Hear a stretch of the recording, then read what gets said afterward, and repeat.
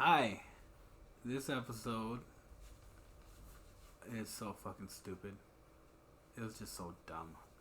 I made a joke, and my guest Kate got upset, and yeah, you'll see what happened. Didn't mean to offend her though. She's a nice person.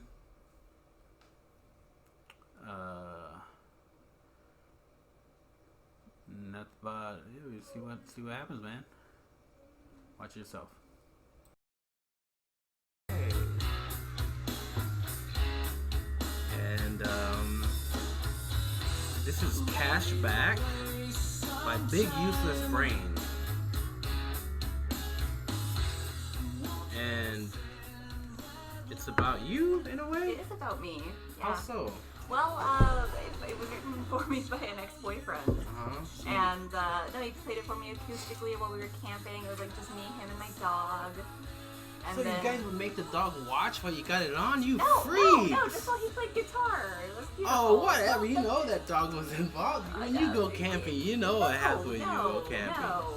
Alright, well, we're gonna hear that. That's gonna be your outro song too, so we'll play that Right, back. because there's a real Green Day breakdown in it that I'm pretty ashamed to be a part of. Sure. Oh my goodness. Starting off the podcast with bestiality.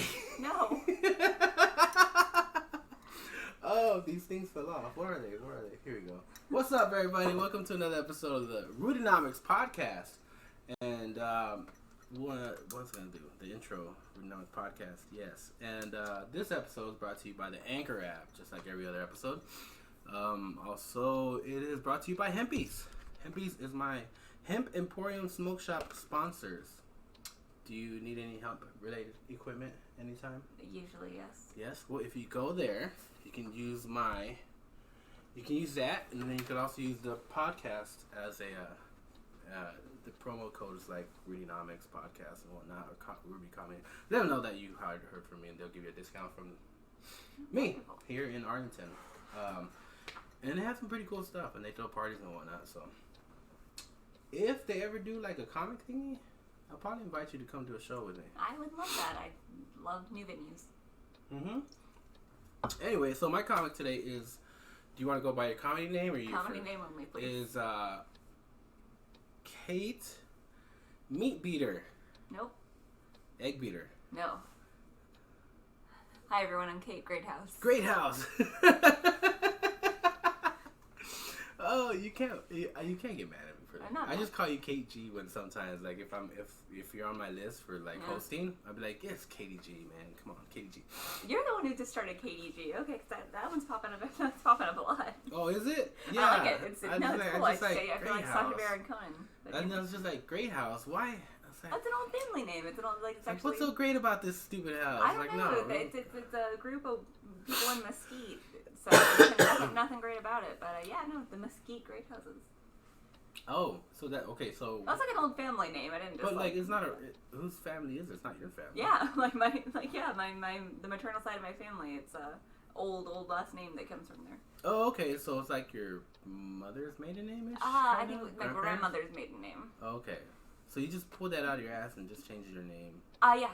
Okay. Kind of like I did, because my stage name was Rudy Ramsey. Yeah. That's not my real name. Yeah. It was Rudy Ramirez. My first name I always changed it, but my last name was Ramirez. But then it just like it was like too many vowels for people to enunciate on, when they're hosting. So I was like, just fucking Ramsey, man. Just keep it simple. Well, my legal name is basic ass Ramirez. So. Yeah. So hard. Oh, guys, that's my producer, Little Lana, who's been disappearing every so often, but she actually wants to sit in on this one. So you'll hear her voice from a distance. Hi, Lana. Hi. Hello. She said hi. Don't be rude. Oh. She's very difficult. She doesn't want to be part of the show, but she wants to comment. You can't not be part of the show but comment. It doesn't work that way. But I think you're doing fine. It's just like just like a lady. She wants to have everything. Like a lady. All right, so I got you to wear the head thing. Well, you just put it on. I'm not gonna argue. Plus, it's fun. It's Christmas, and look at all this Christmas shit. And when people look back there and be like, "Oh, that was Christmas time," and look how stupid he looked. Nice job, though. Really, really nice job. She did a great job setting this up quick in like what 10 minutes. Oh my gosh. She's not mad at me. You're supposed to wake me up at 9. I was like, I got up when my alarm went off. You stayed in bed. I had the exact same conversation. She's It's not funny. a morning person. There's food over there, by the way, for if you want some chorizo and egg and some potato stuff. Okay, She thank doesn't you. eat breakfast. She'd wait till like 9 p.m. to finally eat. I used to do this And then thing. she asked me to take her to the store. Let's go to the store. I was like, I don't want to go anywhere. I want to rest. I used to wait until I ate for the day until I hit my step goal, and then that ended up just being a really unhealthy way to be. Oh, I need to. No. Don't connect. Stop connecting. I need to turn off the volume. Good. Couldn't connect.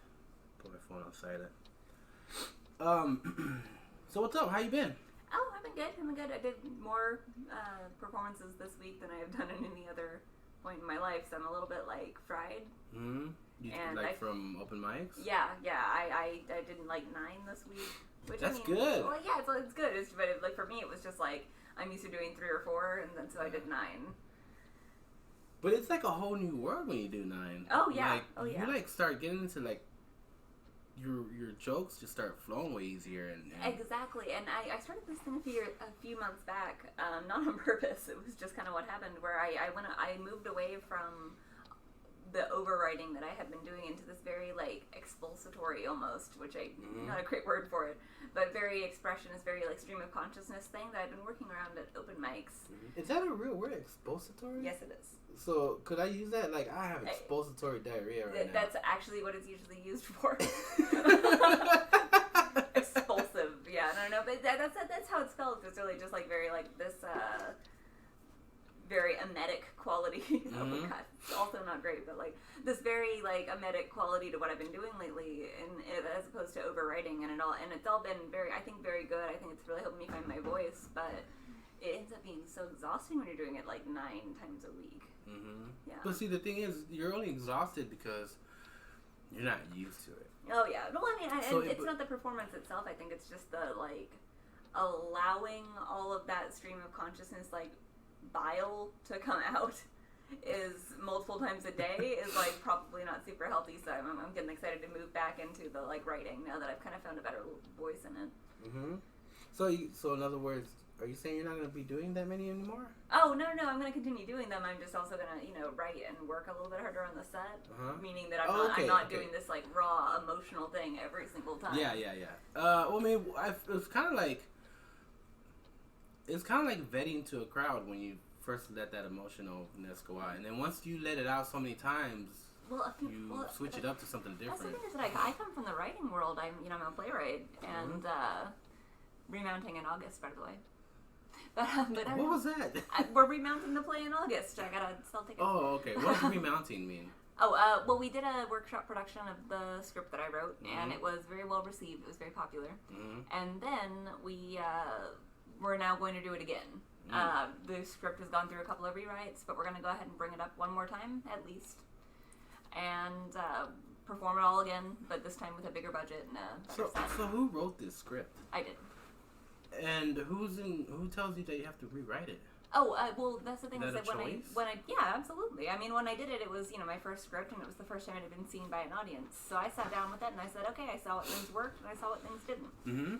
And now I'm tweaking it and changing it, so the next time we do it, it should all work. Okay, well, that's cool. I hope that works out for a while for you. Do you ever need any actors? Frequently, yeah. You should have Alana do some acting for you. Oh, yeah, see? If you ever need any, like, southern, poor little white girl, she'd be perfect at it. This one's in Ohio, but I'll be calling you. Right? I mean, look at her. She's got the poor part down. We just need in the white. I think she'd look cute in one of those dresses where, like, all the big old frills and they boost your boobies up like that. I do. I have a Civil War piece coming along. I'll call you. That'd be awesome. Would you like to be an actor? I don't even like going onto the stage. Okay, but... Or in front of the camera.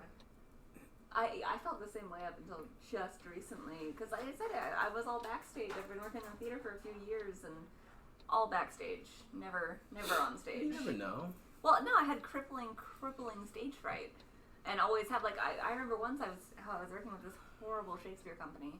And, they didn't know they were horrible. It's okay. But a horrible Shakespeare company, and our founder was massively pregnant at the time. Yeah. And she was like, "Can you go give the little speech to the, audience members?" And I'm like, "Oh, all 4 of them, huh?" But like, "Can you go give the speech to the audience member?" And I walked out onto the stage light, and I was just like,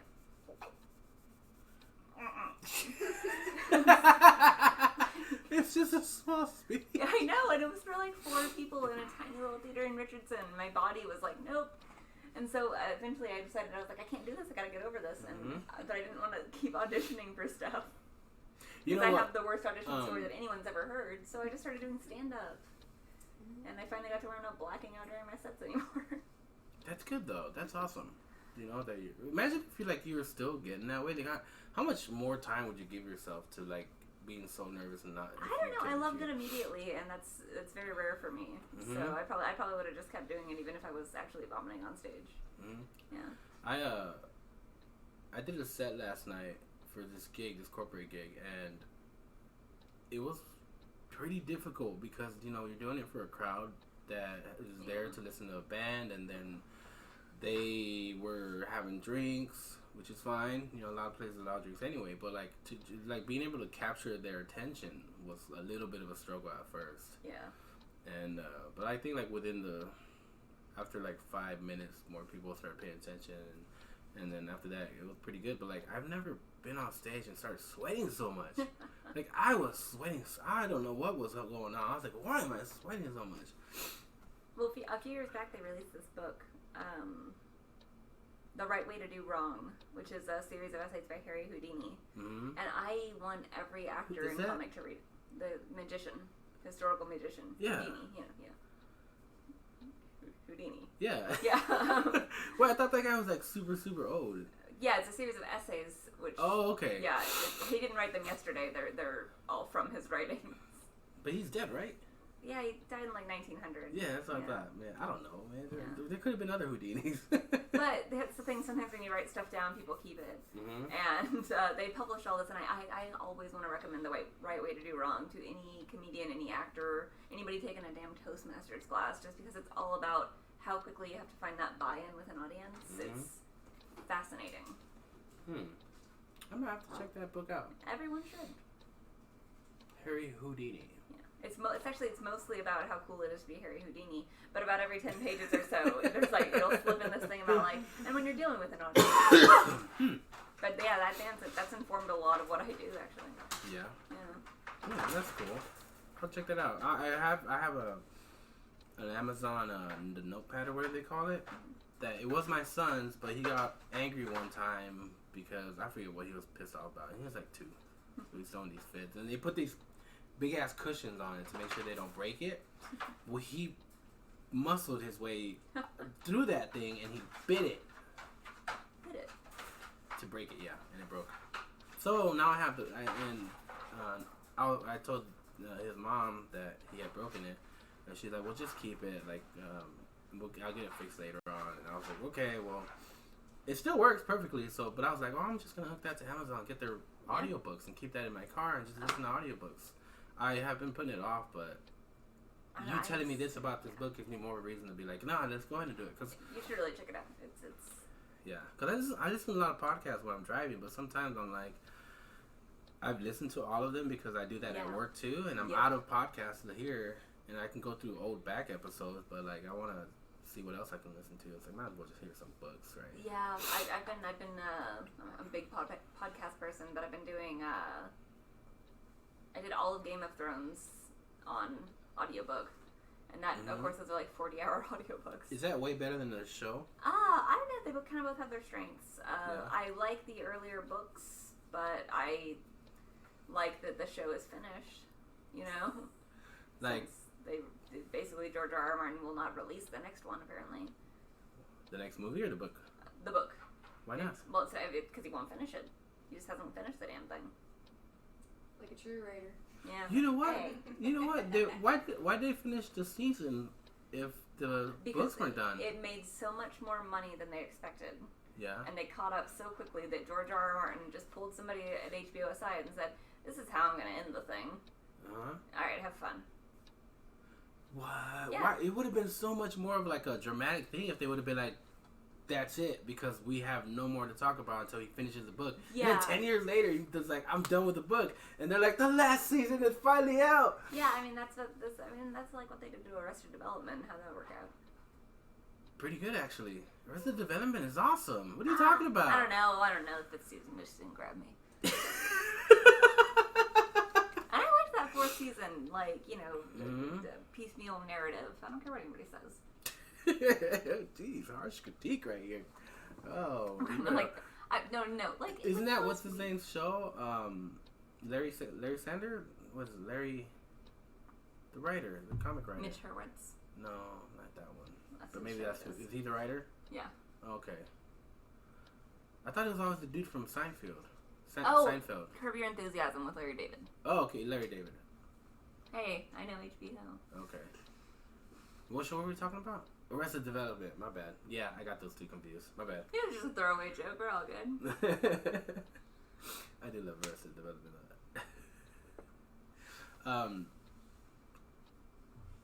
What were we talking about? You doing that thingy with art theater. How'd you get into that? Oh, well, I went on a Tinder date like 4 years ago. And, so I was living in a punk house.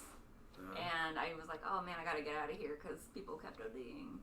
And so I was like, oh, I don't know how to meet people, so I just joined Tinder. I went on one Tinder date ever, and it was this guy who like worked in the theater, and that relationship was not like successful, but we're still friends. And then I started getting theater jobs. So that's how you just banged your way into it. Yep. Huh. Which is nice because comedy I got in on merit. Isn't that how most actors get into acting anyway? No, like no, most female actually, actors just bang their way into wow, fame. No, they don't. Actually, it's a massive amount of What? people There's who go to nothing school. wrong No, with that. No, it's actually, but I think it's a really harmful thing to bring up though, because what I see when I work in this professionally as someone who gets paid and does it frequently, I see a bunch of people who have worked incredibly hard, studied sometimes up into their master's degrees, come out into the world and then get told that they were banging their way in. Okay, if it's not true, it's not funny. But if it's true, yeah, it's just funny. not. But you can't deny it that there are cases like that. I don't actually even see them that often. I mean, of course you're not. We're not going to show it to you. Well, no, I mean, I'll say there may be one person who gets a single role off of it, but they're not. If they're no good talent wise, they don't stick around. Is what I admire about the scene there. But like take like a stripper, right? She's just doing her thing, showing off her body, right?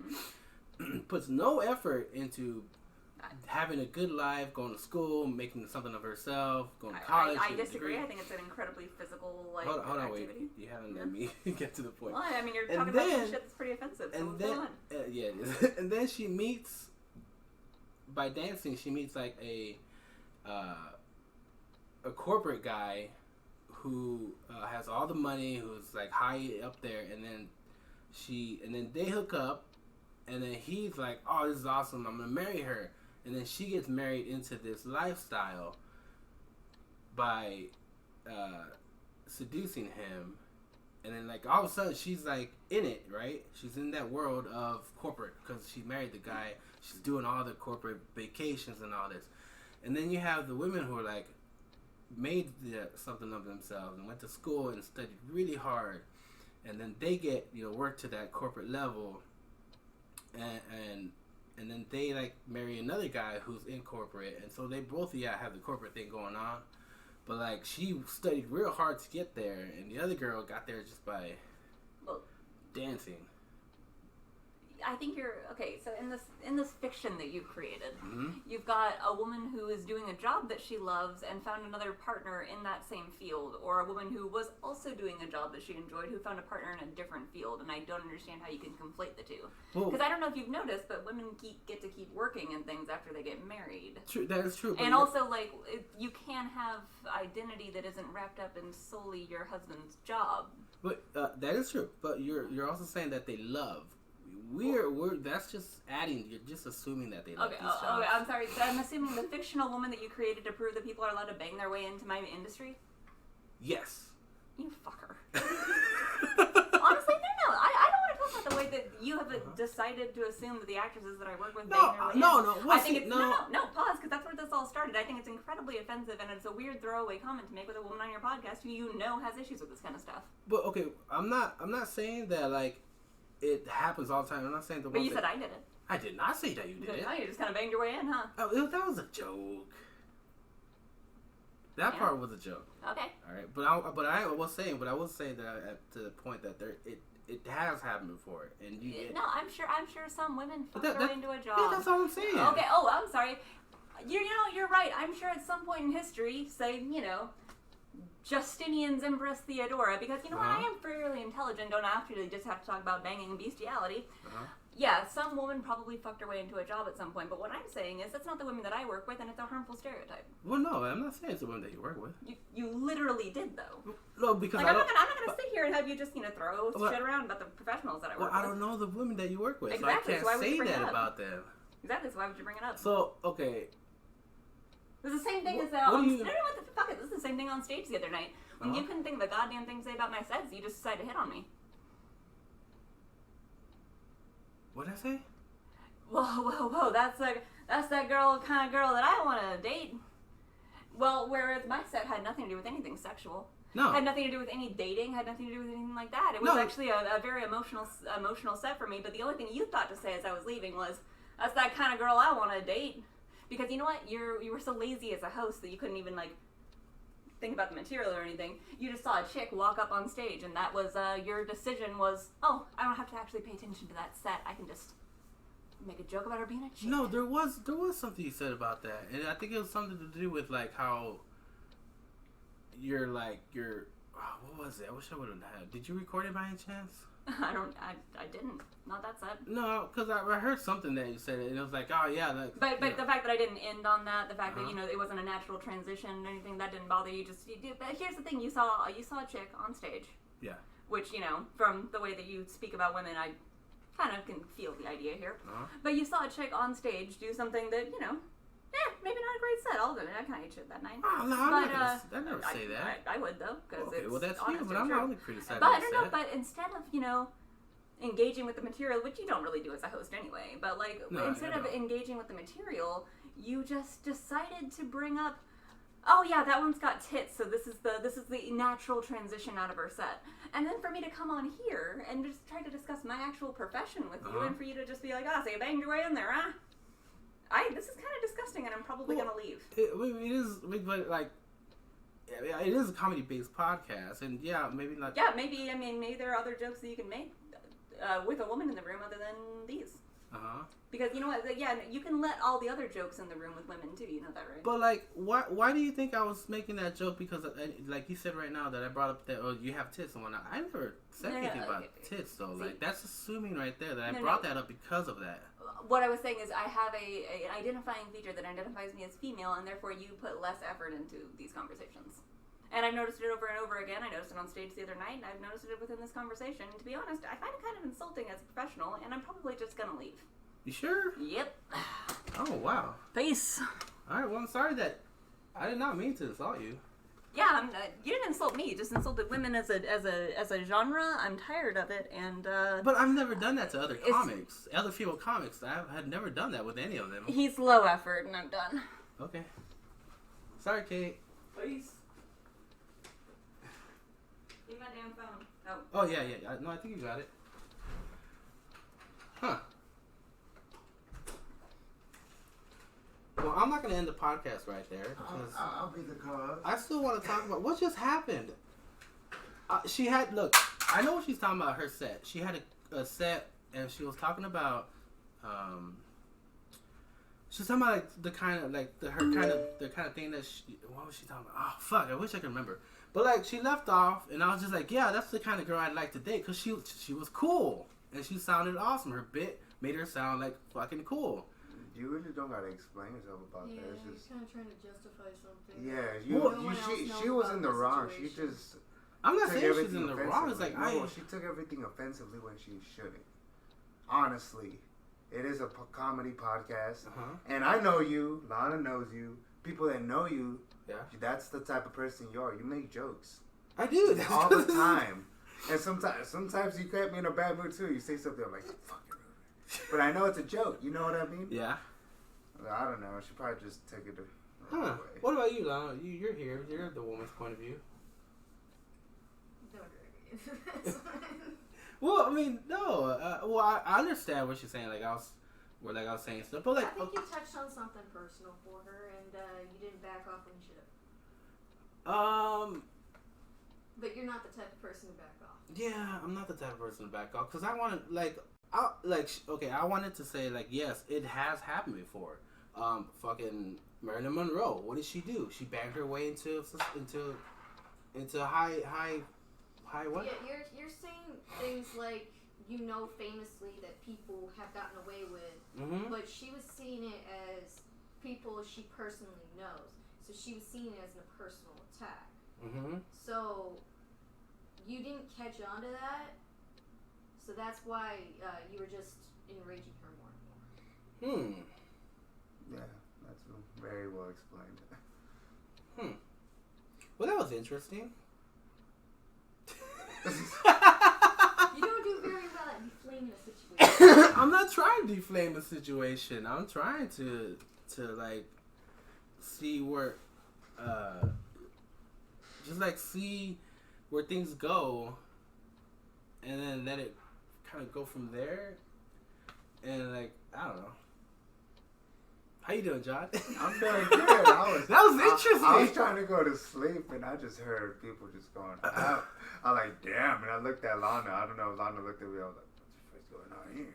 Yeah. And well, something was gonna de-escalate at some point. Yeah, me too. I thought she was gonna just stop tripping. Yeah. Like, all right, the nigga he's not talking about, because you weren't talking about her niggas. I mean her people. I'm sorry, guys. No, I wasn't. And like, okay, like when I made that joke where I said like you banged your way in, pretty much. That was just an off the cuff kind of like random comment that you didn't mean. Yeah, I didn't mean that she literally banged him and like I'm in, but like it's just like a short, quick retort of what a person's saying, and it's the stereotype. You were fucking with the stereotype. Yeah. And I was just trying to, you know what? All right, you know what? Let's do this. All things aside, she left on a bad note. I'm going to go ahead and talk about this because that personality will not do very well in comedy. Nobody's gonna want to work with her if they have to be careful with what they say because she's gonna have a huge attitude towards it, and like it's just like it's not gonna work too well because a lot of us, we joke around, we fuck around with each other, and we make comments, become better friends that way. We grow together as comics, and when we have to have somebody, and when somebody's around us that we can't like truly watch what we say, it's just gonna slowly everybody's gonna burn their bridge with her, and she's just gonna slowly start losing contact with everybody, and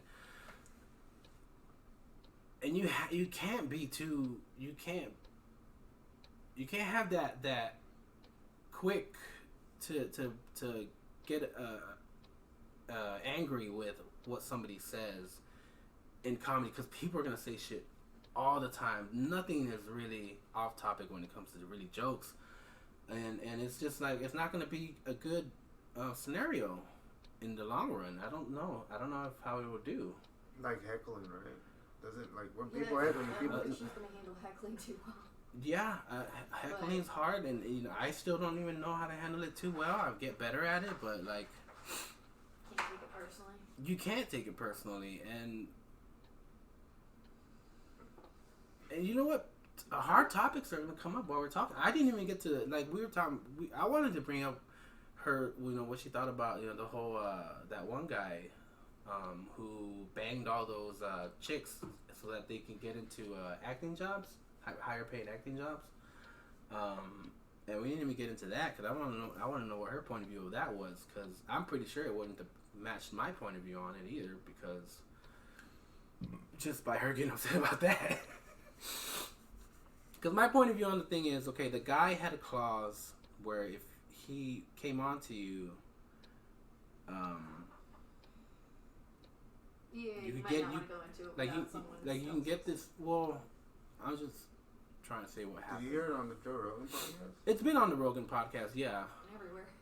It's been Is on a lot it of the things. guy that got arrested and then now he's free again or something? He was never really arrested because they never actually took him to court. Great Gatsby. Nobody actually. I don't think anybody actually set him up for a crime. They just let it known in the Me Too movement. in the Me Too movement in the acting world that he was having that he was telling female actors that they could not be up, that they would move up only if they did dirty shit with him. He's the guy who peed on he like jerked off on a bush, like on a bush, and you know how fucking those you know how those fancy offices and whatnot, they all have like random bushes and pots and whatnot. Well, the guy jerked off on the bush, and it's gross, yeah. But like they knew, I'm not saying they knew what they were getting into, but like he had like a fucking contract about it and saying like, oh, you know, you're gonna get paid this much, and if he comes on to you and he does something, we have a separate clause where we'll pay you more because of that. He had a contract that was in his contract. You're fucking shit. No. The problem of the whole thing is the system was broken where someone like that was able to get away with shit like that. That's the fucking problem. And he was so big in business that you couldn't really get around him. Yeah, they're like, that's the fucking problem that everyone on the Me Too movement is getting at, and it's not just him. No, it's not other just him. places, similar situations where you can't get around it. It's just fucked for women. And I'm sure there are other women in positions that take advantage of men too, but more typically it's the other way around. What is this Me Too movement for people that are listening? What the hell this means? The Me Too movement is. It's like, okay, we can officially, you can kind of say like the Me Too movement started way back in the day when women were where women were like it wasn't just about sex back then. It was like equal rights, right? Now, once women got equal rights, or like they still don't have equal rights completely, or at least they feel like they don't, certain things. But now it's like got to where like a sexual thing where like they were harassed by like a boss. They were raped by I guess walking down the street by a drunk person or whatever. I guess that's still technically the Me Too thing, because like they'll say that they were sexually assaulted by a man. Pretty much anything that has to do with women not wanting sexual advances. No, it's thrown under. All that is thrown under the Me Too category. Okay, if you know the true reason behind the Me Too movement, I think you'll understand why that is in that category. Okay, then. Okay, so the true reason behind the Me Too movement is for other women to reach out to other women saying, hey, this shit's happened to me. It's happening to you. It's happening to everyone. You're not dirty for it. It's not your fault. Yeah, but what happened? It's basically women getting taken advantage of. Women, pretty much, just getting taken advantage of for being a woman. Yeah, that's what I said. No, it's not. Yeah, I said a lot. It was giving examples. I said anything sexual falls under that category. So it's not sexual? It is sexual sometimes. Sometimes. Sometimes it is sexual. Most of the time it is. Okay. Give me an example when it's not sexual. Let's say you're in a room. You're going through a meeting. You're passed up for promotion because the other guy has more buddy because they go to strip bars with the boss and you don't. I don't know if that falls under the Me Too category. Yeah, maybe not, but yeah. So that's not an example. For the most part, it is sexual. It's mostly women reaching out to other women saying, hey, this shit. Okay. You keep saying for the most part. I asked you for a part that's not sexual. So where is the not the most part? It's sexual. What's the not? Okay, so it's all sexual. Okay, so was I somewhat right? Was he giving an explanation? Well, I just saying it happened way back, and it didn't. It happened.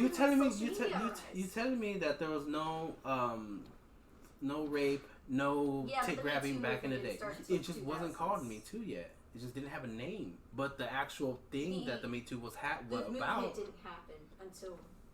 No, I know that. But I was explaining where it actually started, like where this idea came from. And it all happened from like a long time ago. The idea? Well, not the idea, but like I guess the premise. Your cat is like back there by the freezer.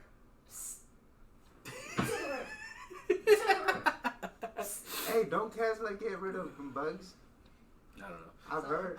So like that was just a weird episode because like I had talked. She was the one that I talked to like last Friday where I stayed up really late because we were outside talking, Plano, and we were just talking and she was just like, yeah, I just need to talk and blah. I was like, talk away.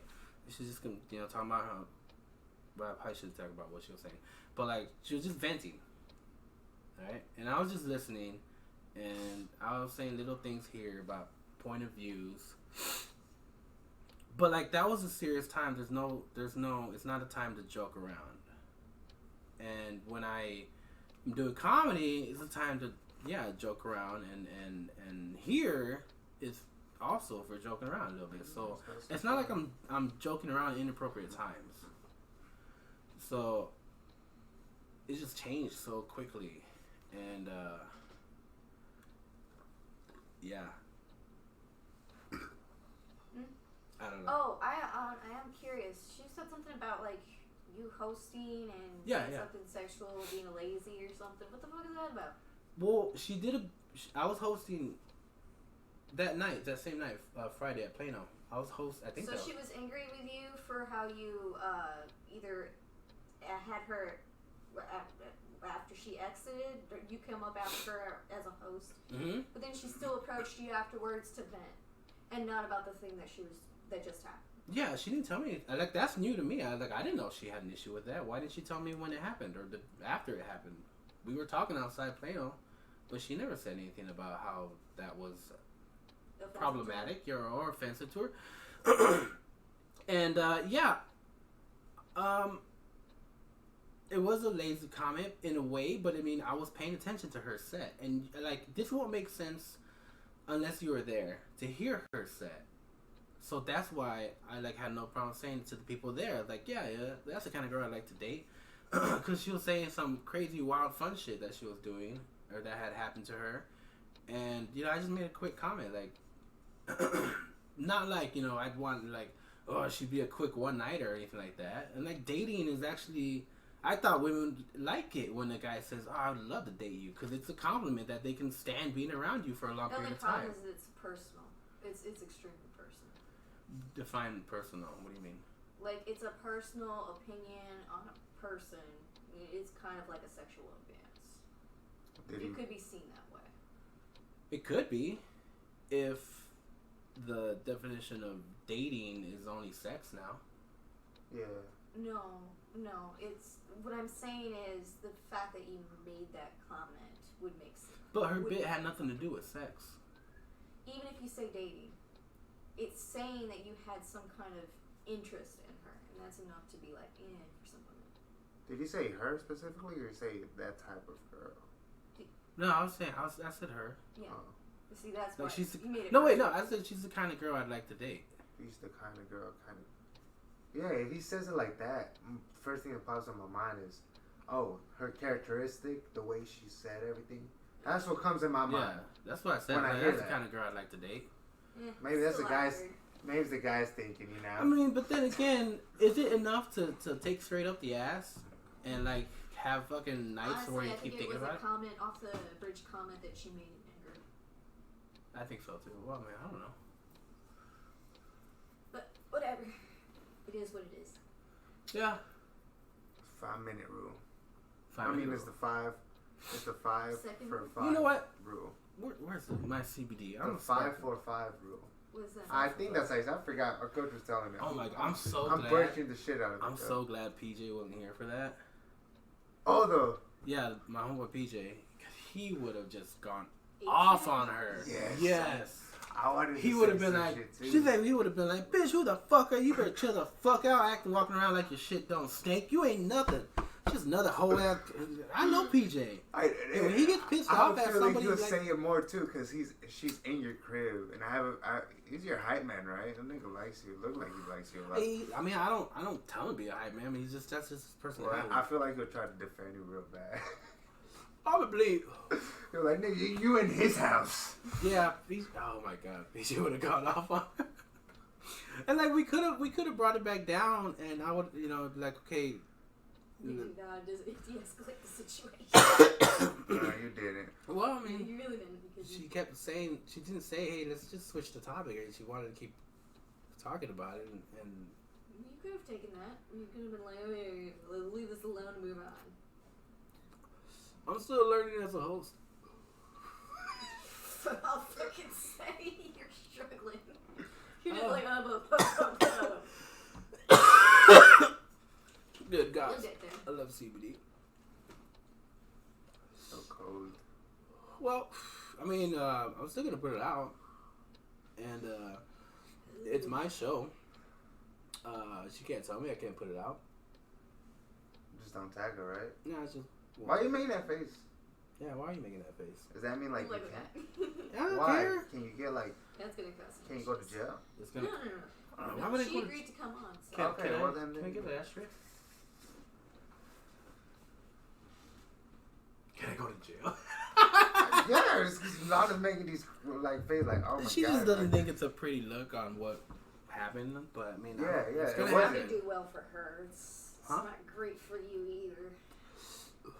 Yeah, but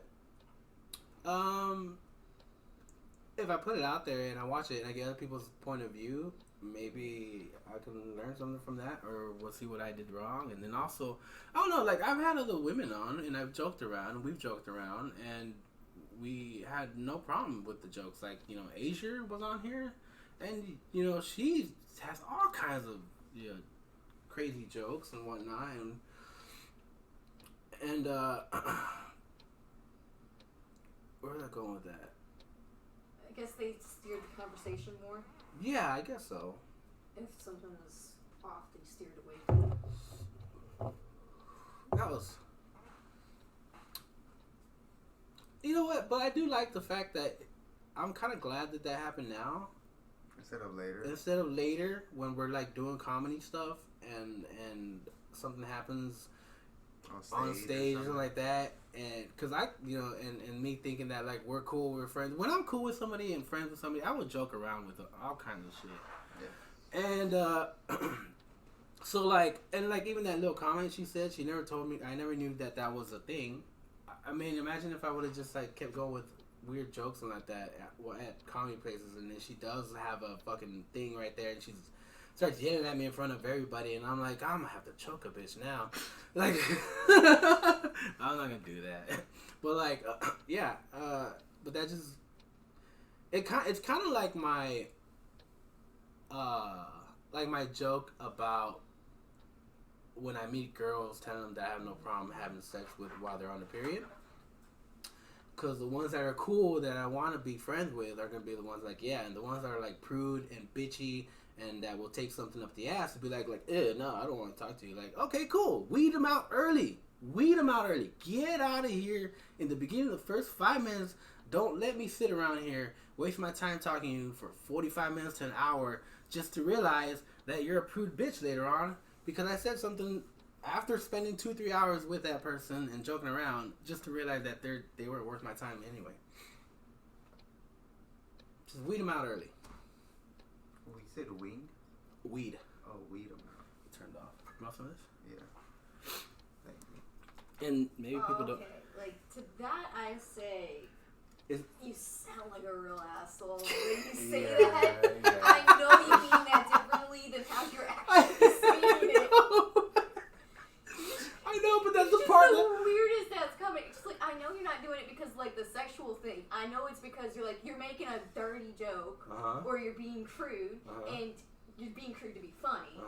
And like people are taking it seriously and taking it up the ass rather than be like, hey, I'm joking, I'm fucking with you. I'm doing it for the jollies. Rather than some actual person's opinion on actual period sex. Because I know that grosses you out sometimes. Yeah, it does. It does grow sweat. I don't know. Like, isn't that called your red wings? It's kind of like, okay. Yeah, was yeah, that? yeah. Oh, that's what. Shut up! I've Shut been up! wondering. Don't talk about that bit. I haven't told that on stage Oh, yet. okay. I don't want to talk about it too much right now. But like, Has he told you this joke or something? This has happened. what do you mean it just happened? No, I said this has happened. Oh yeah. Oh, okay. Oh, you put in this as a joke like that? Your experience? Yeah, it was a joke. It was one of my first bits, and I'm trying to bring it back later. And now that I've been doing it for 2 years, and I think you it'll can come make out that better. shit funny as fuck. The little, oh, they make real wings. That's why they call them the red wings. Well, I mean, it is usually It's it is in usually mustache. called red wings on your tips, because Oh. when you're banging, it's usually on the hips. People don't necessarily get red wings on their face, and it Yeah, happened I to know. me. I've ate pussy I before, thought- yeah. So but like yeah, Well, then as I far took as like too those jokes go, it's kind of like, okay, Tony Hinchcliffe, when he was here, he did a bit, and I think Tony I showed it to you. Hinchcliffe. He's been here? Yeah, he comes here all the time. In here? No, not here. Oh, in the fucking okay. show. I was like, I swear He's I've been here here in this like, oh thing. my bad, here in the DFW DFW area. It scared me. I was like, He- he seen this guy here. He did this bit on Facebook. No, it was put on Facebook where he makes a Helen Keller joke about abortion. Like, that's his opener. And when he did that, Someone went off. this lady got really offended right from the start. And he told her from the get-go. He's like, if that offends you, you're not going to like any more of my show. You might as well just walk out now. Like, get out of here. The first, like... If you can't stand my first joke. my first joke of the night, and that is what the one, like, you need to get out of here. Let me see if I can find it, because it's funny as fuck. Or you can just tell them about it, because that way you don't have to. I don't Yeah. know how they feel about like you playing someone else's thing on your phone. Well, it's Hyenas, so I mean they put it on Hyenas' open page, so I don't think they'd have a problem with it. Hyenas Dallas. That was at Hyenas? Yes, it was. Son of a bitch. That's a small ass room. Hyenas in Dallas, Oh, yeah, actually. yeah. Yeah, so Okay, so how long does this shit go? Your comedian ran off on you. she did run off on me. Ran.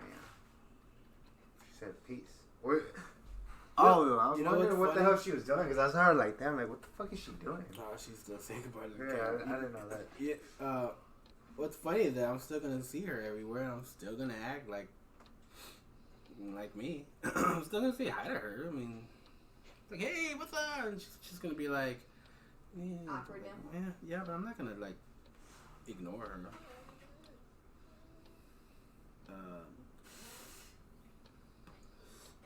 There you go. All right. How long have I been going? The thing Yeah, is, I don't have a timer thing. I don't know what's going on with that page up It's there. right here. Where is it? We'll be done. What? 47 minutes. That's it. 47 minutes. Trying to make it go an hour. Yeah. God, I'm cold. Yeah. Well, Oh, I it says thought I right was here. the only It says one. right here. Why am I? Oh, because this isn't me. This isn't me logged in. This is somebody else logged in. That's why I'm not. Well. That was a crazy podcast, Ruben. Have you ever had any podcasts like this before? No. Is this your first crazy one like that? Mm-hmm. Whether it's me or walk right out. Yeah. All I'm gonna say is, guys, don't smoke meth. That's all I'm saying. I'm not gonna insinuate anything. You are I'm not saying anything. Adderall, you say Adderall. No, I would say Adderall if that's what was the case. But I'm saying don't smoke meth. And with that, Someone smoking meth? with that, I will see you guys in a couple hours for the live feed. And next I have Sydney Carson is coming on in a little bit. Thanks for listening. And again, this episode was brought to you by Hempy's Emporium, the Hempy Smoke Shop. Get all your hemp related equipment there, here in Arlington off Collins Pioneer Cooper. Where's my fucking mouse? There it is. It's hard because sometimes it runs out over there, and I'm like, where the fuck is this? Also, don't forget to follow the Anchor app, and then also catch me on Instagram. What's the other thing? Instagram, Facebook, and that's it. Twitter, I have Twitter, but I don't ever use it. And see ya.